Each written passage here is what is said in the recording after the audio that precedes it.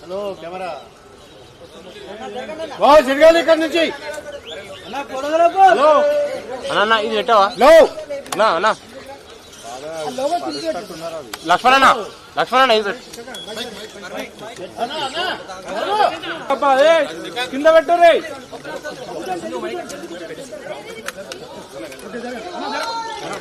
అన్నా మీరు సైడ్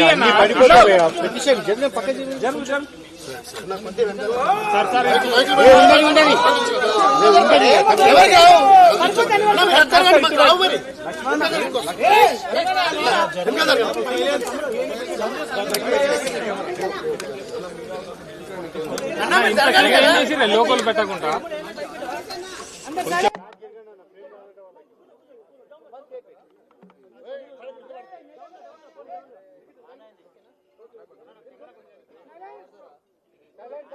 అందరికీ నమస్కారం. ఈ భూమి మీద అందరూ పుడతారు గెడతారు, కానీ అందరు మహానుభావులు కాలేరు.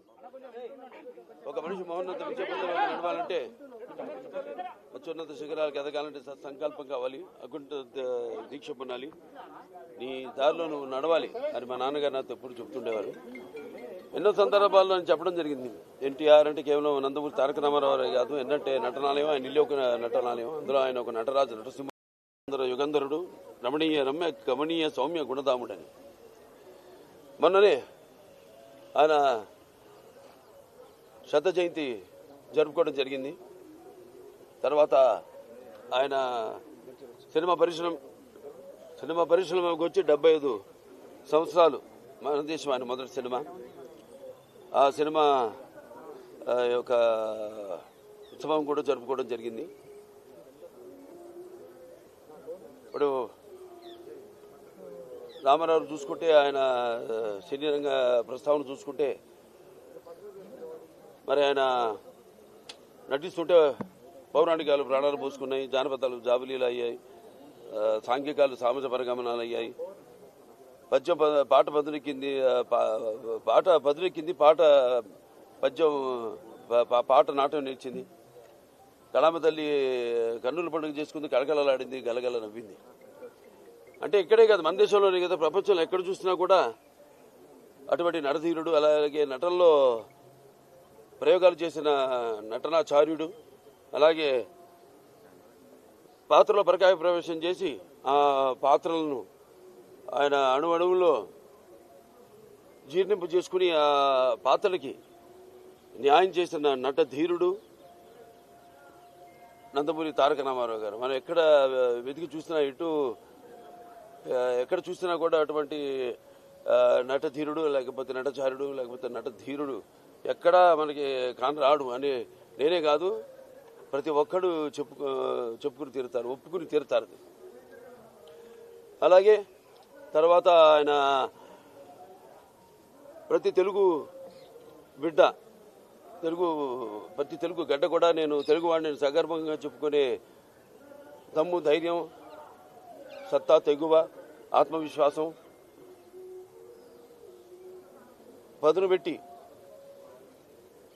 మరి ప్రతి తెలుగు వాడిని బయటికి తీసుకొచ్చి నేను తెలుగు వాడిని అని చెప్పే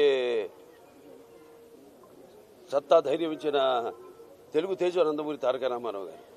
ఆనాడు తెలుగుదేశం పార్టీని స్థాపించి మరి తెలుగుదేశం పుట్టింది సామికుడి చెమటలో నుంచి, కారంకుడి కరిగిన కండరాల్లో నుంచి, రైతు కూలీల రక్తంలో నుంచి, అలాగే కష్టజీవ నిరుపేదల కంటి మంటల్లో నుంచి, కష్టజీవుల కన్నీళ్లలో నుంచి అని ఆనాడు, అలాగే అన్నార్థుల ఆక్రందనల నుంచి అంటూ, అలాగే తెలుగుదేశం పిలుస్తుంది రా కదిలిరా అని తెలుగుదేశం పార్టీని పెట్టి మరి ఆనాడు ఒక విప్లవం తీసుకొచ్చారు ఆయన. ప్రతి తెలుగు బిడ్డ బొడ్డు కోయక ముందే రాజకీయ చైతన్యం తీసుకొచ్చిన మహానుభావుడు నందమూరి తారక రామారావు గారు. అంతకుముందు వరకు చాలా మందికి ఈ రాజకీయాల మీద ఆసక్తి ఉండేది కాదు, చాలా మందికి తెలిసేది కూడా కాదు. అటువంటిది ఆయన ఈ తెలుగుదేశం పార్టీని పెట్టి అందరిలోనూ ఒక రాజకీయ చైతన్యం తీసుకొచ్చిన ఓ మహానాయకుడు నందమూరి తారక రామారావు గారు. అలాగే రాజకీయాల్లోకి వచ్చాక ఎన్నో సాహసోపేతమైన పథకాలను అమలు చేశారు. అవి ప్రజలకు ఉపయోగపడేవి, అలాగే ఎంతో సానుకూలమైనవి కూడా ఆ పథకాలన్నీ. ఎన్టీ రామారావు రాజకీయాల్లోకి రాకముందు వచ్చిన తర్వాత ఆయన ప్రవేశపెట్టిన పథకాలు వాటిని అమలు చేసి ఇప్పటికీ అందరూ వాటిని ప్రవేశపెట్టి అమలు చేసేలా చేసిన మహానాయకుడు Nandamuri Taraka Ramarao. That is NTR. అందుకే ఒక పేదవాడి ఆకలి బాధ తెలిసిన అన్న ఆయనే, అలాగే ఒక జనం భవితకు బాట వేసిన అమ్మ ఆయనే, అలాగే ఆయనకు అండగా ఉన్న మహిళల కోసం అండగా ఉంటూ ఆయన కూడా వాడికి ఆర్థిక స్వాతంత్రం ఇచ్చిన అన్న కూడా ఎన్టీ రామారావు గారు. ఎన్టీఆర్ అంటే నటనకు నిర్వచనం. ఎన్టీఆర్ అంటే ఒక నవరసాలకు ఒక అలంకారం.